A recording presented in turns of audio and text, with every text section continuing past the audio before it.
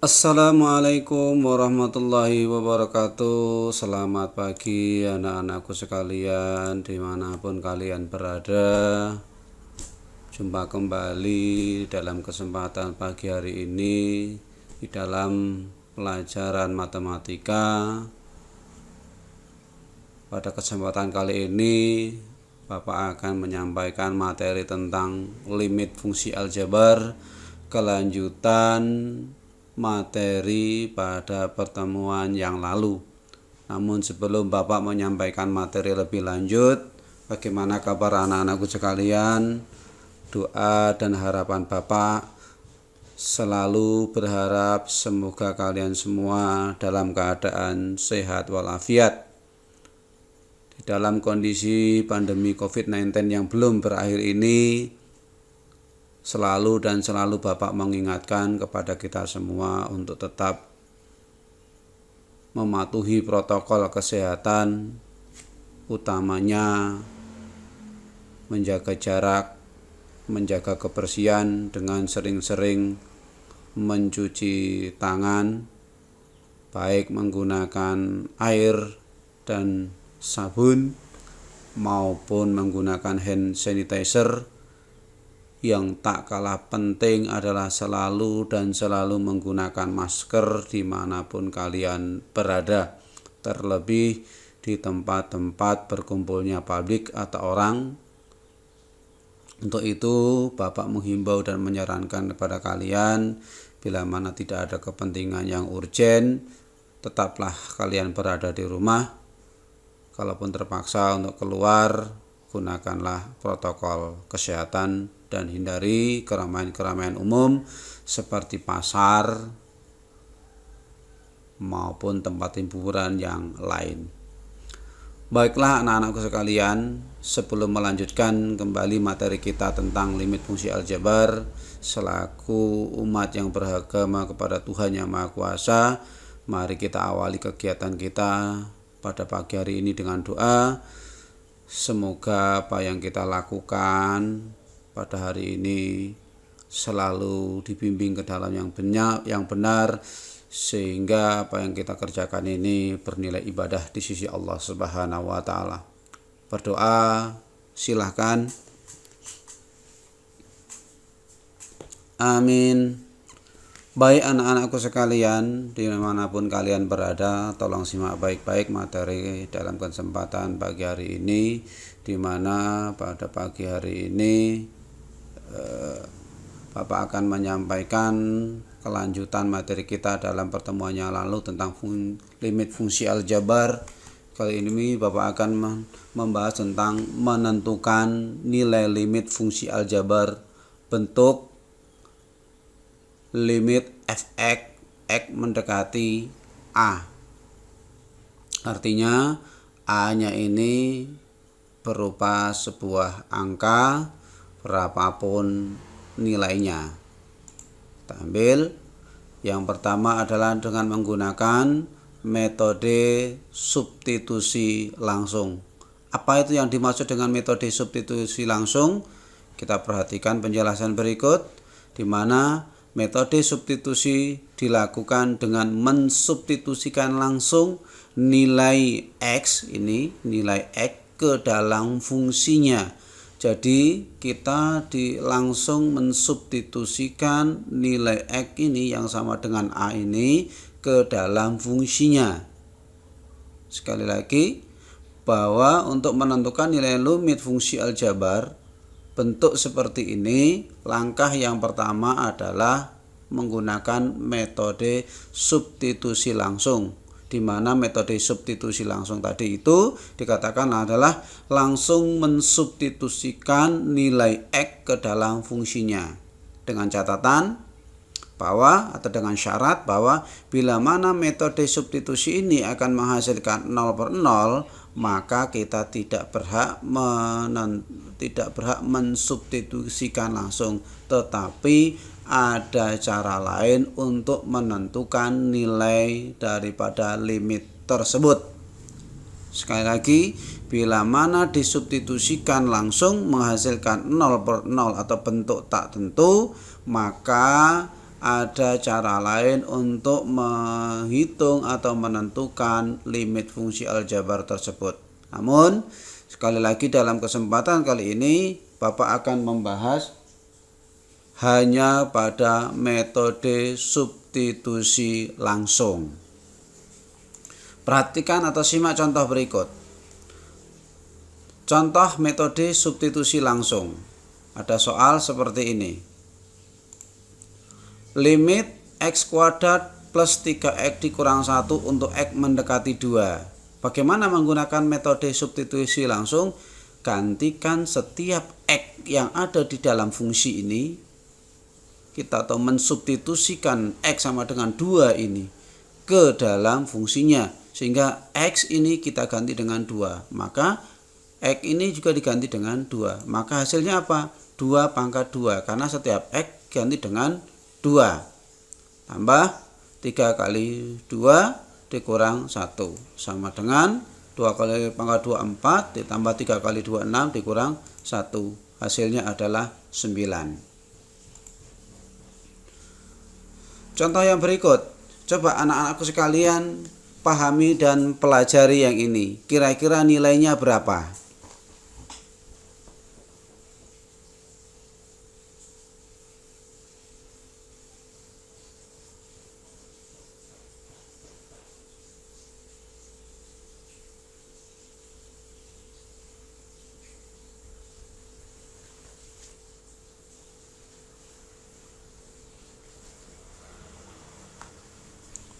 Baik, kita cocokkan jawaban kalian dengan penjelasan yang Bapak sampaikan berikut. Bila mana nilai X sama dengan 3 ini kita substitusikan ke dalam persamaannya, ke fungsinya, maka akan kita peroleh bahwa setiap X yang ada di sini kita ganti dengan 3. X ini diganti dengan 3, maka di sini adalah 3 kuadrat dikurangi 4 per 2 kali 3 dikurang 1. Sehingga hasilnya adalah 9 dikurangi 4 sama dengan 5. 6 dikurangi 1 adalah 6 dikurangi 1 adalah 5. Sehingga hasilnya adalah 5 per 5. 5 per 5 nilainya adalah 1. Bagaimana anak-anak? Apakah jawaban kalian sudah benar? Baik, bagi yang belum benar, mari kita simak contoh berikut. Mari kita hitung sama-sama kembali contoh yang selanjutnya. Bapak memiliki sebuah limit akar 3x dikurang 2 untuk x mendekati 2. Coba jawaban kalian berapa?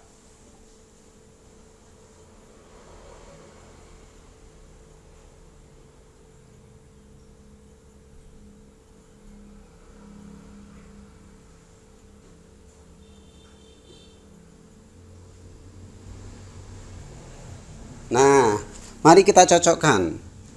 Hal ini sama dengan metode substitusi yang sudah kita lalui 2 contoh di atas. Kita substitusikan X ke dalam fungsi sehingga menjadi 3 kali 2. 3 kali 2 adalah 6. Sehingga 6 dikurang 2 adalah 4. Akar 4 berarti nilainya sama dengan 2. Mudah-mudahan kalian semuanya benar. Bapak memberikan apresiasi yang sebesar-besarnya buat kalian yang telah menjawab benar. Namun sekali lagi, bila mana kalian ada yang menjawab belum benar, ini ada contoh satu lagi. Iya, Bapak memiliki limit x kuadrat dikurang 2x ditambah 1, di mana x mendekati min 1. Sekarang, bagaimana jawaban kalian? Langkah yang pertama tentunya adalah kita mensubstitusikan x-nya min 1 ke dalam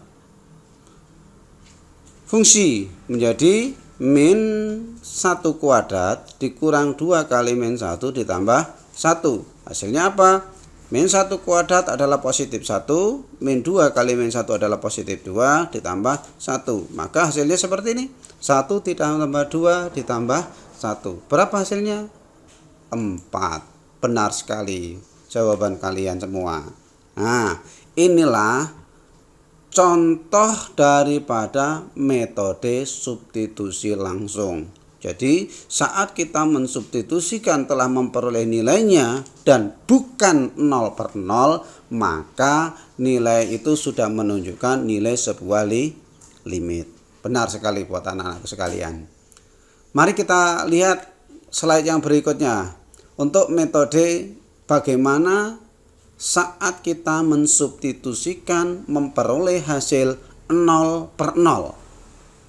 Nah, apabila kalian mensubstitusikan nantinya memperoleh 0/0, maka ada namanya metode pemfaktoran. Kita lihat di sini penjelasannya apa itu metode pemfaktoran.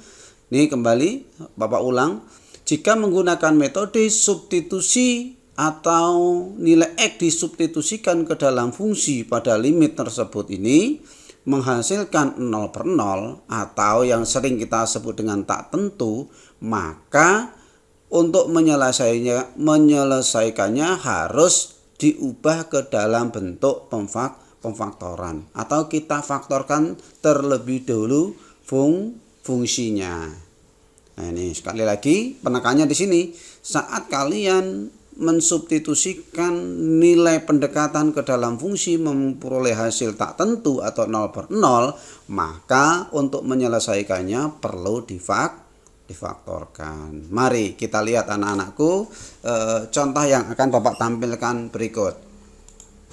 Nah, contoh pertama, Bapak memiliki sebuah limit yaitu X kuadrat dikurangi 9 per X min 3, di mana X-nya mendekati 3. Mohon maaf. Nah, bila mana kita substitusikan nilai X sama dengan 3 ke dalam fungsinya, apakah menghasilkan 0/0 atau menghasilkan nilai limit? Kita mencoba, kita substitusikan X kita ganti dengan 3, sehingga 3 kuadrat adalah min 9. Yang berikutnya 3 dikurang 3 adalah 0. Jadi 9 kurang 9 juga 0, di bawah juga 0. Tapi untuk memudahkan kalian semua, alangkah baiknya yang disubstitusikan itu bila bentuknya adalah penyebut seperti ini, pecahan seperti ini, substitusikanlah terlebih dahulu di dalam penyebutnya. Sehingga kita tahu bahwa kalau penyebutnya kita substitusikan 3 kurang 3 sama dengan 0, kita sudah semakin yakin bahwa ini kemungkinan besar adalah bentuk tak tentu. Namun untuk memastikan, kembali substitusikan ke dalam pembilang. Sehingga bila mana hasilnya adalah 0/0 ini, maka untuk menyelesaikannya perlu diubah atau menggunakan cara pemfaktoran. Nah, ini ada sebuah keterangan adalah bentuk tak tentu dan tak didefinisikan, maka perlu cara lain yaitu pemfaktoran. Sehingga caranya gimana? Caranya bahwa X kuadrat dikurang 9, saat kita belajar pada pertemuan yang lalu itu bahwa untuk memfaktorkan X min 2 dikurangi 9 itu adalah X min 3 dikali X plus 3. Bapak tidak akan mengulang bagaimana cara memfaktorkan bentuk atau fungsi seperti ini menjadi seperti ini. Ini sudah kita bahas di dalam pertemuan-pertemuan yang selanjutnya, bahkan di kelas-kelas sebelumnya. Nah, juga sudah terfaktorkan seperti ini dan penyebutnya masih tetap, tidak mungkin kita faktorkan namanya tetap. Nah, di sini ada suatu fungsi yang sama, yaitu X min 3 dengan X min 3. Sesuatu bilangan dibagi dengan dirinya sendiri atau hal yang sama, maka hasilnya adalah 1. Maka ini kita coret karena nilainya 1. Maka tersisalah menjadi limit X plus 3 limit X plus 3 di mana X mendekati 3. Nah, dengan demikian coba kita substitusikan 3 ke dalam. 3 tambah 3 adalah 6. Maka bila kita sudah menghasilkan sebuah nilai tertentu bukan 0/0, maka inilah nilai limit tersebut. Bagaimana anak-anakku? Apakah bisa diikuti dengan baik? Mari Bapak akan membuat contoh yang selanjutnya untuk memperjelas kembali tentang metode pemfaktoran. Kita cek. Ya. Contoh nomor 2 dengan metode pemfaktoran. Bapak memiliki sebuah limit x kuadrat dikurangi 4 per x min 2 untuk x mendekati 2. Mari kita coba substitusikan. Namun saat kita substitusikan, ini x kita gantikan dengan 2. Mohon maaf ini salah nulis ini. Tuh. Ini sama dengan 2. Maka 2 kuadrat dikurangi 4 dibagi 2 kurang 2 adalah 0 per 0. Sehingga, ini sekali lagi ini 2 ya anak-anakku, Bapak salah menulis ini 2. Sehingga apabila kita menghasilkan 0 per 0, maka di sini perlu menggunakan metode pemfaktoran. Bagaimana pemfaktoran tadi? Ya tentunya kita faktorkan x kuadrat min 4 ini. Nah, saat kita faktorkan akan menjadi x min 2 dan x plus 2. Ya gini ya. Pernya tidak, karena tidak tidak ada perubahan. Sehingga dengan demikian kembali kita perhatikan di sini ada dua buah fungsi yang memiliki dua buah fungsi yang sama, yaitu x min 2 dengan x min 2 antara pembilang dan penyebut. Karena sama, kita coret, karena sesuatu dibagi dirinya sendiri atau hal yang sama, nilainya adalah 1. Coret, seret. Nah, maka tersisalah x plus 2. Saat kita substitusikan x-nya ke dalam fungsi sama dengan 2 ke dalam fungsi, hasilnya adalah 2 ditambah 2. Maka ini salah lagi penulisannya ya. Bapak perbaiki dulu ya. Ini hasilnya adalah 2 tambah 2. 2 tambah 2 adalah 4. Itu ya. Baik. Inilah menggunakan metode pemfaktoran. Kita lihat kembali. Ini apa ini? Jadi secara umum pengerjaan limit sebuah fungsi atau f(x) x mendekati a menghasilkan bentuk tak tentu dapat dilakukan dengan menggunakan metode pemfaktoran. Kita lihat contoh next. Nah, ini agak berkembang. Mari. Kembali, Bapak mempunyai sebuah limit bahwa x kuadrat dikurang 1 dibagi x kuadrat kurang 3x tambah 2, di mana x-nya mendekati 1. Nah, tadi sudah Bapak pesan kepada kalian bahwa untuk membuktikan apakah ini ada nilai limit atau tidak, coba kita substitusikan 1 ke dalam penyebut. Kita masukkan dalam penyebut 1 kuadrat, 1 dikurang 3 kali 1 adalah min 2, min 2 ditambah 2 adalah 0. Penyebutnya jelas-jelas 0. Secara matematik kita tidak boleh membagi dengan penyebut, tidak boleh membagi dengan 0. Namun kita perlu meyakinkan bahwa apakah benar ini 0 per 0. Kita substitusikan kembali 1 ke dalam pembilang. 1 kuadrat adalah 1, 1 kurang 1 adalah 0. Sehingga bentuk ini sudah jelas saat kita substitusikan menghasilkan bentuk 0 per 0. Oleh karena itu, karena bentuknya 0 per 0, maka sekali lagi mari kita selesaikan bentuk ini dengan pemfaktoran. Melihat bentuknya ini, dua hal yang kita faktorkan, ada pembilang, ada penyebut. Nah, untuk memfaktorkan bagaimana? Mari kita faktorkan yang di atas. Ini yang di atas pembilang, bila kita faktorkan, ini bisa saja menjadi x min 1 kali x plus 1. Nah, ini dia. Yang penyebutnya adalah menjadi x min 1 dikali x min 2.